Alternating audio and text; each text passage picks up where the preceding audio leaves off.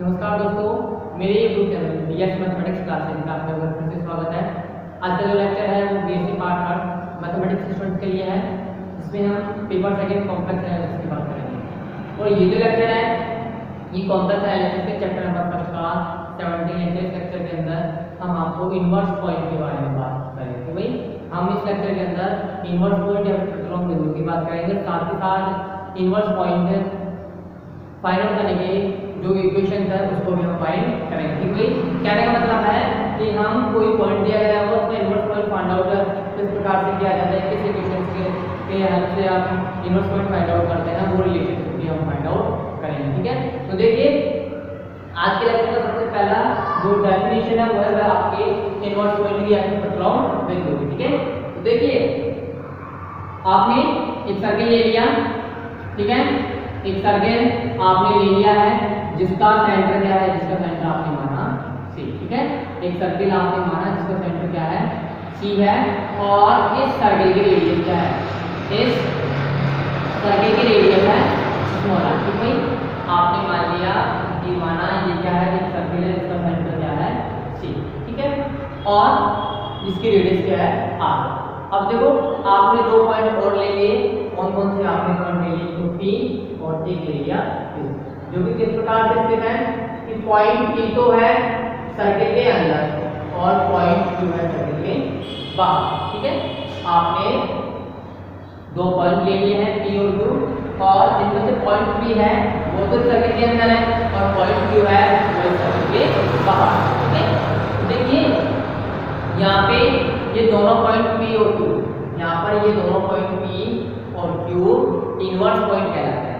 दोनों point P और Q एक दूसरे के इनवर्स पॉइंट कहलाते हैं। यदि तीनों पॉइंट सी, पी और क्यू ये क्या हो, कोलिनियर हो, कहने का मतलब है तीनों के तीनों पॉइंट क्या हो, समरेखीय हो या फिर तीनों की एक ही रेखा पर स्थित हो। साथ के साथ ये जो डिस्टेंस है सेंटर से पॉइंट पी की और सेंटर से पॉइंट क्यू की, इन दोनों का मल्टीप्लिकेशन किसके बराबर हो, इन दोनों का मल्टीप्लिकेशन बराबर हो सर्किल की रेडियस के स्क्वायर के। ठीक है, कहने का मीनिंग है कि distance CP into distance CQ किसके बराबर हो, सर्किल के रेडियस के स्क्वायर के बराबर। ठीक है, तो ये दोनों पॉइंट आपके इनवर्स पॉइंट कहलाते हैं, या फिर पॉइंट पी क्यू का या फिर क्यू पी का इनवर्स पॉइंट कहलाता है यदि ये तीनों पॉइंट कोलिनियर हो, साथ के साथ डिस्टेंस सीपी और डिस्टेंस सीक्यू का मल्टीप्लिकेशन किसके बराबर हो, सर्किल के रेडियस के स्क्वायर के बराबर। ठीक है, तो ये आपकी इनवर्स पॉइंट की डेफिनेशन हो गई कि आपने मान लिया कि कोई ये तो सर्किल है जिसका सेंटर आपने सी माना है और रेडियस आपने क्या माना सी स्मॉल आर। ठीक है, और आपने साथ साथ दो पॉइंट लिए, एक तो पॉइंट पी और एक आपने लिया पॉइंट क्यू, जहाँ पे पॉइंट क्यू तो सर्किल के अंदर स्थित है और पॉइंट क्यू सर्किल के बाहर स्थित है। तो ये दोनों पॉइंट इनवर्स पॉइंट कहलाते हैं यदि ये तीनों के तीनों पॉइंट एक रेखा पर स्थित हो, साथ के साथ सेंटर से पॉइंट पी की डिस्टेंस और सेंटर से पॉइंट क्यू की डिस्टेंस का मल्टीप्लिकेशन किसके बराबर हो, सर्किल के रेडियस के स्क्वायर के बराबर। ठीक है, तो ये आपके इनवर्स पॉइंट की डेफिनेशन हो गई। ठीक है, लिखिए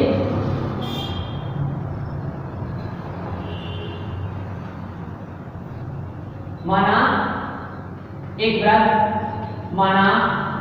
वृत्त जिसका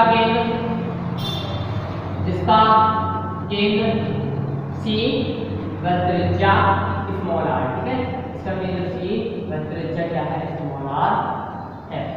ठीक है, तथा माना P और Q कोई दो बिंदु। ठीक है, हम माना P और Q कोई दो बिंदु है। ठीक है, P और Q कोई दो बिंदु है, तब बिंदु P व Q, तब बिंदु P व Q एक दूसरे के प्रतिलोम बिंदु कहलाते हैं, एक दूसरे के प्रतिलोम बिंदु कहलाते हैं, प्रतिलोम बिंदु कहलाते हैं यदि फर्स्ट कंडीशन, यदि बिंदु C P व Q, बिंदु C क्यू एक रेखा पर स्थित हो, एक रेखा पर स्थित हो। और सेकंड है CP इंटू CQ किसके बराबर हो, सर्किल की रेडियस के स्क्वायर के बराबर। ठीक है, ये दोनों पॉइंट P और Q क्या कहलाता है, P और Q एक दूसरे के रिवर्स पॉइंट कहलाते हैं। ठीक है, और देखिए यहाँ पे आप सर्किल बना लीजिए। सर्किल ये रहा जिसका सेंटर आपने मान लिया C। ठीक है, एक सर्किल बनाया आपने जिसका सेंटर है C और इस सर्किल की रेडियस कितनी है, इस सर्किल की रेडियस है R। ठीक है, और ये रेखा होगी, इस रेखा पर पॉइंट P ले लिया आपने, पॉइंट Q ले लिया, जहाँ पे पॉइंट Q सर्किल के अंदर है, पॉइंट Q क्या है सर्किल के बाहर है। ठीक है, तो ये दोनों पॉइंट P और Q इनवर्स पॉइंट कहलाते हैं यदि तीनों की एक रेखा पर स्थित हो, साथ ही साथ CP इंटू CQ किसके बराबर, पाई स्क्वायर के बराबर। ठीक है, तो ये आपकी डेफिनेशन हो गई। अब देखो इनवर्स पॉइंट फाइंड आउट करने के या फिर इनवर्स पॉइंट फाइंड आउट करने की इक्वेशंस क्या होती है, या फिर आपको कोई दो पॉइंट दिए गए हैं जो कि क्या है एक दूसरे के इनवर्स पॉइंट है, तो उनके बीच में क्या रिलेशनशिप होती है वो भी देखिए, उसको क्या किस प्रकार से फाइंड आउट करते हैं, क्या रिलेशनशिप होते हैं, किसके सहायता से उस रिलेशनशिप को फाइंड आउट किया जाता है। ठीक है, देखिए आप सबसे पहले मान लीजिए कि माना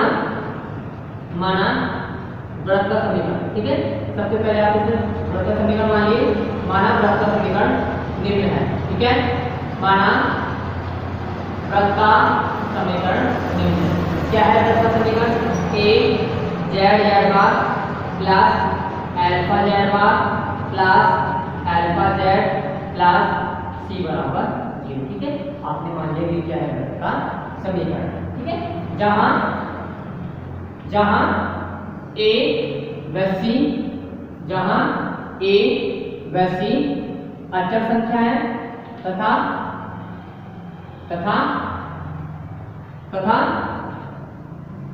अल्फा एक अचर सम्मिश्र संख्या है। ठीक है, अल्फा क्या है, एक अचर सम्मिश्र संख्या है।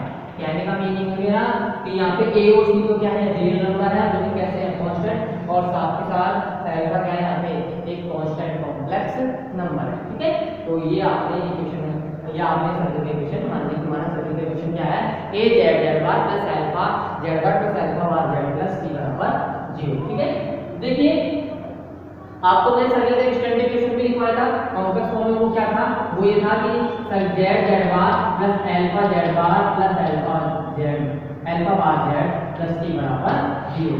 ठीक है, तो यहाँ पे हम देखते हैं कि इस स्टैंडर्ड फॉर्म के अंदर z और z का कोएफिशिएंट कितना होता है, 1 होता है। साथ के साथ इसका जो सेंटर होता है, इसका सेंटर क्या होता है, इसका सेंटर होता है z बार के कोएफिशिएंट का नेगेटिव, मतलब इसका सेंटर क्या होगा, माइनस अल्फा होगा।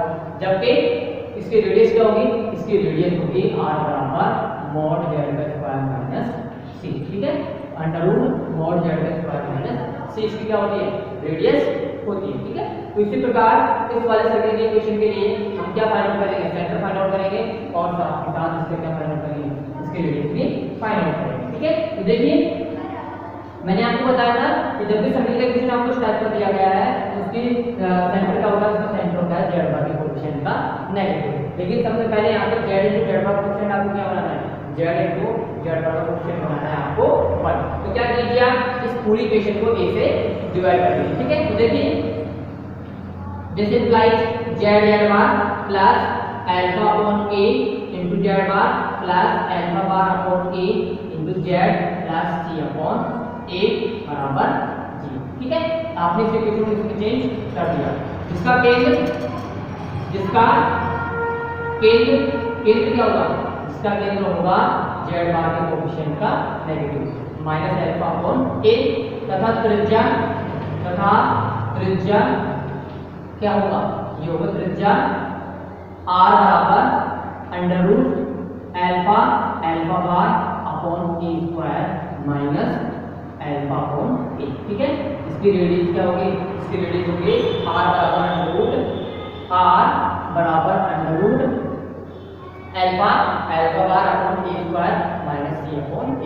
ये इसकी क्या होगी, ये इसकी रेडियस होगी। ठीक है, अब इसको सोल्व करते हैं। तो देखो यहाँ पे देखते हैं a और a का कैल्कुलेशन कितना आता है, a स्क्वायर आता है, इसको सोल्व करो तो हम इसको इस प्रकार से लिखते हैं alpha bar minus ac upon a square का अंडर रूट। ठीक है, तो इस वाले सर्कल का सेंटर कितना होगा minus alpha bar A sorry minus alpha upon A और रेडियस क्या होगी under root alpha alpha bar minus A C upon A square. ठीक है, तो ये इस वाले सर्कल का क्या होगा सेंटर और रेडियस। ठीक है, अब आप दो पॉइंट मान लीजिए।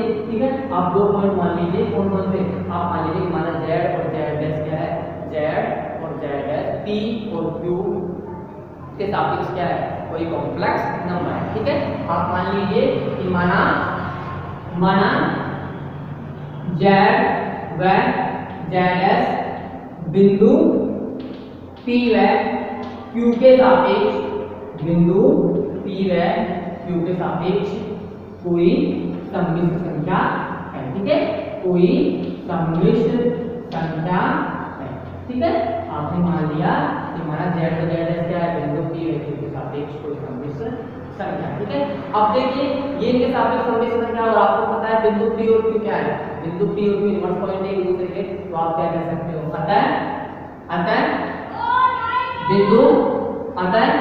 बिंदु नहीं अतः सम्मिश्र संख्या z व z डैश, सम्मिश्र संख्या z व z डैश एक दूसरे के प्रतिलोम होंगे। ठीक है, एक दूसरे के प्रतिलोम होंगे। ठीक है, ये क्या होंगे एक दूसरे के प्रतिलोम होंगे। ठीक है, अब देखिए एक दूसरे के ये क्या होंगे प्रतिलोम होंगे और आपको पता है कि z और z डैश क्या है बिंदु p व q के सापेक्ष कोई सम्मिश्र संख्या है। तो आप यहाँ पे बिंदु p को क्या लिख सकते हैं, बिंदु p को आप लिख सकते हैं कि p बराबर होगा p ऑफ z और q बराबर होगा q ऑफ z डैश। ठीक है, q बराबर q ऑफ z डैश। ये आपको ध्यान रखना है। आपको मैंने पहले बता दिया कि दोनों पॉइंट क्या इनवर्स पॉइंट है, ये दोनों पॉइंट इनवर्स पॉइंट है जिनके सापेक्ष आपको पता है कि इनके सापेक्ष सम्मिश्र संख्या होगी, तो वो आपकी कौन सी वाली z और z है। इनके सापेक्ष z और z डैश सम्मिश्र संख्या है, तो आप क्या लिख सकते हो p को लिख सकते हो p ऑफ z और q को लिख सकते हो q ऑफ z। ठीक है, अब देखिए आप यहाँ पे देखते हो कि अगर मैं आर्गुमेंट की बात करूँ तो ये जो रेखा CP है, ये रेखा CP होगी और ये रेखा होगी CQ। तो मुझे पता है कि यहाँ पे ये दो पॉइंट है C और P, इनसे जो रेखा बनेगी रेखा CP वो किसकी तरह बिहेव करेगी, वो बिहेव करेगी वेक्टर की तरह। ठीक है, वो किसकी तरह बिहेव करेगी वेक्टर की तरह। इसी प्रकार ये जो रेखा CQ है ये भी किसकी तरह बिहेव करेगी, ये बिहेव करेगी एक वेक्टर की तरह। और हमको पता है कि दोनों के दोनों जो वेक्टर हैं ये वेक्टर दोनों के दोनों जो वेक्टर हैं उनका आर्गुमेंट क्या होगा, आर्गुमेंट सेम होगा। मतलब ये रेखा CP x अक्ष के धनात्मक दिशा से जितना कोण बनाएगी उतना ही कोण बनाएगी, रेखा CQ भी x अक्ष के धनात्मक दिशा से बनाएगी। ठीक है, तो हमको पता है कि रेखा आर्गुमेंट ऑफ CP और आर्गुमेंट CQ किसके बराबर होता है, ये बराबर होता है z, सॉरी ये दोनों क्या होता है बराबर होता है। तो आप लिख सकते हो क्योंकि हम जानते हैं कि आर्गुमेंट ऑफ CP वेक्टर किसके बराबर, sorry argument of CQ vector किसके बराबर होगा, आर्गुमेंट ऑफ CP वेक्टर के बराबर। ठीक है, हम जानते हैं कि आर्गुमेंट ऑफ CQ वेक्टर किसके बराबर होगा, CP वेक्टर के बराबर। तथा हम यह भी जानते हैं कि जब सेंटर का coordinate minus alpha upon a है तो आप क्या जानते हैं कि CP इंटू CQ किसके बराबर होता है, r स्क्वायर के बराबर होता है। ठीक है, अपन जानते हैं CP इंटू CQ किसके बराबर, r स्क्वायर के बराबर। तथा हम यह भी जानते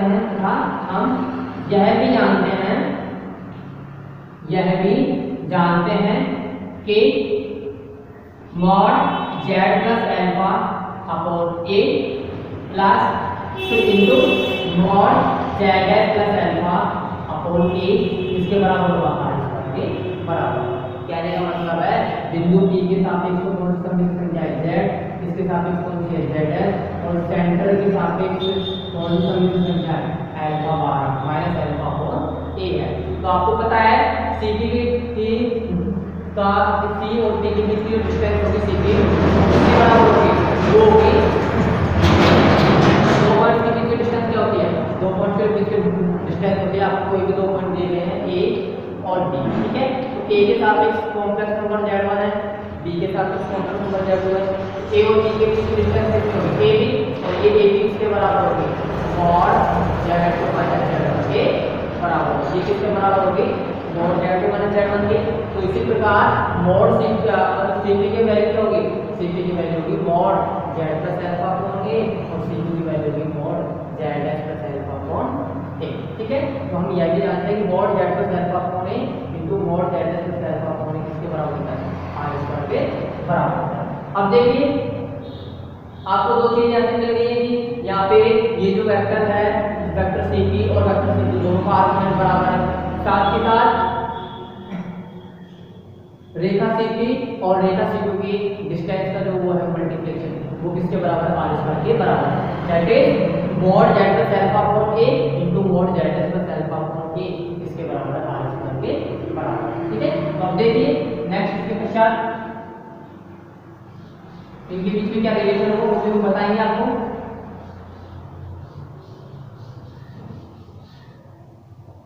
देखो आपको पता है आर्गुमेंट Cq जो बराबर है वो किसके बराबर है, आर्गुमेंट ऑफ Cp के बराबर। तो मतलब आप क्या कह सकते हो, आप कह सकते हो कि Z plus argument of ZS plus alpha upon A ये किसके बराबर होगा, ये बराबर होगा argument of Z plus alpha upon A। ठीक है, ये इसके बराबर होगा। और आपको ये भी पता है कि आर्गुमेंट ऑफ Z1 किसके बराबर होता है, ये बराबर होता है माइनस आर्गुमेंट ऑफ Z। ठीक है, ये किसके बराबर होता है, माइनस आर्गुमेंट ऑफ Z। तो आप क्या लिख सकते हैं, आर्गुमेंट ऑफ Z को, आर्गुमेंट ऑफ Z को लिख सकते हैं माइनस आर्गुमेंट ऑफ Z1। ठीक है, तो आप इसको क्या लिख सकते हो, इसको डायरेक्टली ले लो argument of Z plus alpha upon A और इसको क्या लिख सकते हो, इसको लिख सकते हो minus argument of Z plus alpha upon A का कंजुगेट। ठीक है, इसको क्या लिख सकते हो, argument of Z plus alpha upon A का कंजुगेट। और आपको पता है कि Z plus alpha upon A का कंजुगेट क्या होता है, Z का कंजुगेट प्लस अल्फा का कंजुगेट अपॉन A। ठीक है, तो ये क्या है यहाँ पे रियल नंबर है। तो देखिए यहाँ पे ये हो गया argument of Z plus alpha upon A, ये किसके बराबर होगा, ये हो जाएगा minus argument of Z bar plus alpha bar upon A। ठीक है, ये किसके बराबर हो जाएगा, ये हो जाएगा minus argument of Z bar plus alpha bar upon A। ये क्या है, यहाँ पे रियल नंबर है, तो जब आप A का कंजुगेट लोगे तो वो किसके बराबर आएगा, उसके बराबर आएगा। तो A पर बार लगाने की जरूरत नहीं है। और अब आप क्या कीजिए, आपको इक्वेशन मिल गई, इस इक्वेशन में इस वाले टर्म को आप लेफ्ट हैंड साइड लेकर आइए और उसको किसके बराबर रख दीजिए, 0 के बराबर रख दीजिए। तो हमें मिल जाएगा argument of ZS plus alpha upon A plus argument of Z bar plus alpha bar upon A बराबर 0। ठीक है, ये इक्वेशन आपको फाइंड आउट हो गई। और हम जानते हैं कि argument of Z1 plus argument of Z2 किसके बराबर होता है, argument of Z1 into Z2 के बराबर होता है। ठीक है, ये किसके बराबर होता है, argument of Z1 into Z2 के बराबर होता है। मैंने आपको फॉर्मूला लिखाया था कि argument of Z1 into Z2 किसके बराबर होता है, ये बराबर होता है argument of Z1 plus argument of Z2। तो हम इसको क्या लिख सकते हैं, argument of Z' plus alpha upon A plus argument of Z1 plus alpha bar upon A को क्या लिख सकते हैं, इन दोनों के मल्टीप्लिकेशन का आर्गुमेंट लिख सकते हैं। ठीक है, तो ये हो जाएगा इस फॉर्मूले की सहायता से argument of Z' plus alpha upon A into Z bar plus alpha bar upon A बराबर 0। ठीक है, अब आप देखते हो कि ये भी कॉम्प्लेक्स नंबर है और ये भी कॉम्प्लेक्स नंबर, आपको पता है कि ये भी तो कॉम्प्लेक्स नंबर का मल्टीप्लिकेशन क्या होता है, अगेन एक कॉम्प्लेक्स नंबर होता है और इस कॉम्प्लेक्स नंबर का आर्गुमेंट किसके बराबर आता है, 0 के बराबर आता है। तो किसी भी कॉम्प्लेक्स नंबर का अगर आर्गुमेंट 0 के बराबर आता है, आप क्या कह सकते हैं, वो कॉम्प्लेक्स नंबर कैसी होगी, वो कॉम्प्लेक्स नंबर रियल नंबर होगी। ठीक है, वो कॉम्प्लेक्स नंबर क्या होगी, रियल नंबर होगी। दैट मींस आप क्या कह सकते हैं, अर्थात Z dash plus alpha upon A into Z bar plus alpha bar upon A एक वास्तविक संख्या होगी। ठीक है, ये कैसी संख्या होगी, एक वास्तविक संख्या होगी। ठीक है, कैसी संख्या होगी, ये वास्तविक संख्या होगी। अब ये वास्तविक संख्या होगी।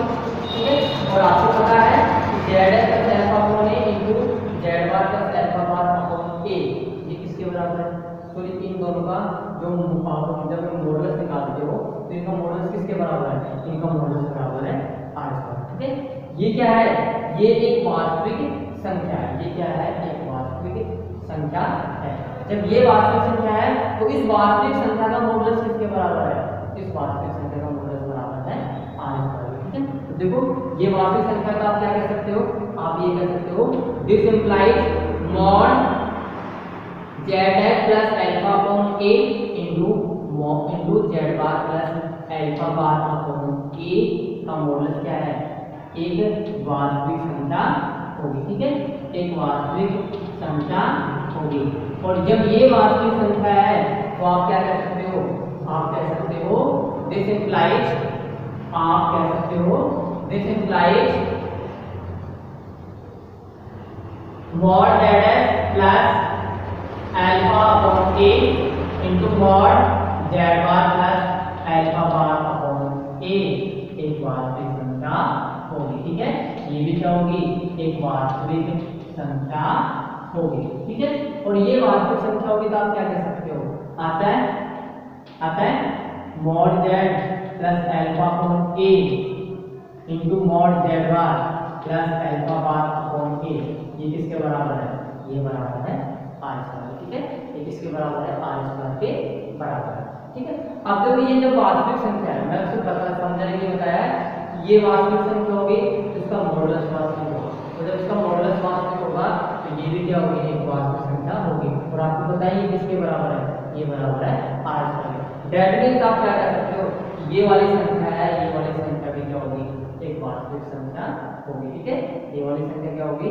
एक वास्तविक संख्या होगी। ठीक है, तो आप और ये किसके बराबर होगी?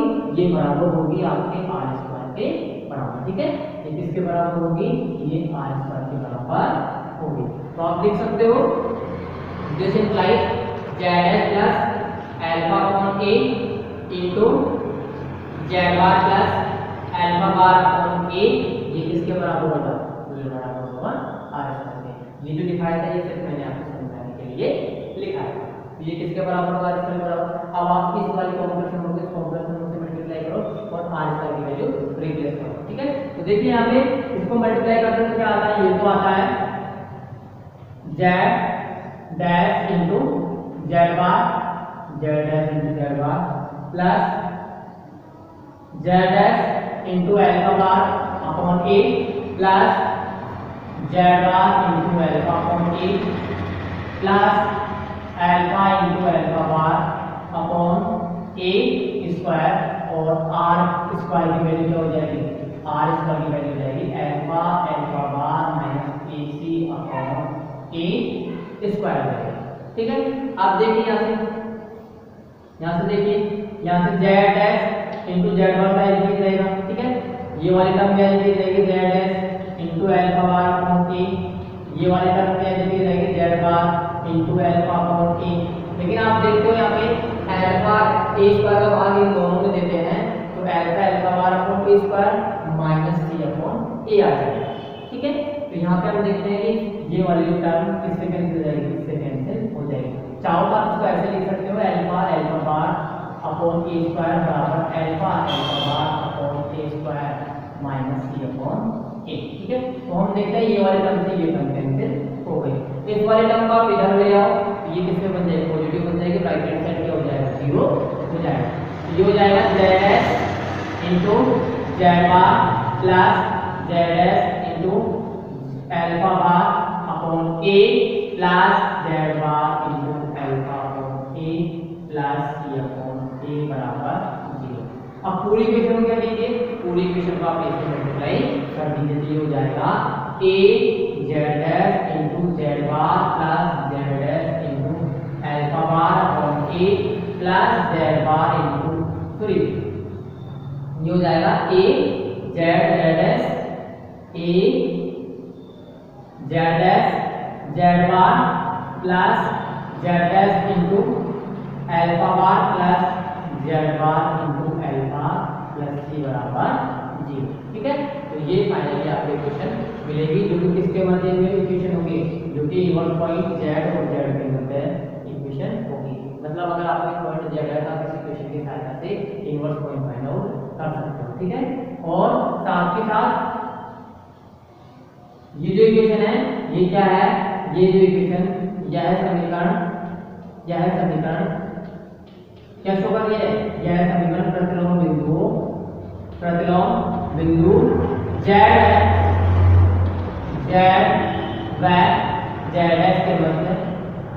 जेड व जेड के मध्य अभिष्ट संबंध को प्रदर्शित करती है। ठीक है, जेड व जेड के मध्य अभिष्ट संबंध को दर्शाती, ठीक है, अभिष्ट संबंध को दर्शाती है। ठीक है, तो ये आपका जो टॉपिक था इनवर्स पॉइंट वो कंप्लीट हो गया। साथ ही साथ आपको पता चल गया कि इनवर्स पॉइंट की इक्वेशन किस प्रकार से फाइंड की जाती है। ठीक है, तो मैंने आपको बताया था कोई भी दो पॉइंट इनवर्स कब कहलाता है? तीनों के तीनों पॉइंट सेंटर और दोनों इनवर्स पॉइंट एक रेखा में हो। दूसरी बात CP/CQ किसके बराबर? r² के बराबर। और हमने इस इक्वेशन को किस प्रकार से फाइंड आउट किया? हमने फाइंड आउट किया हेल्प से।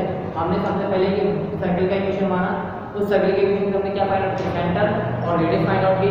साथ के साथ हमने कौन कौन से कंसेप्ट्स का उपयोग किया? हमने उपयोग किया आर्गुमेंट का, और दूसरा हमने उपयोग किया कि दोनों के डिस्टेंस का मल्टीप्लिकेशन क्या होता है? r² के बराबर होता है। ठीक है, दूसरे के हेल्प से हमने ये वाला इक्वेशन कंप्लीट फाइंड आउट कर लिया।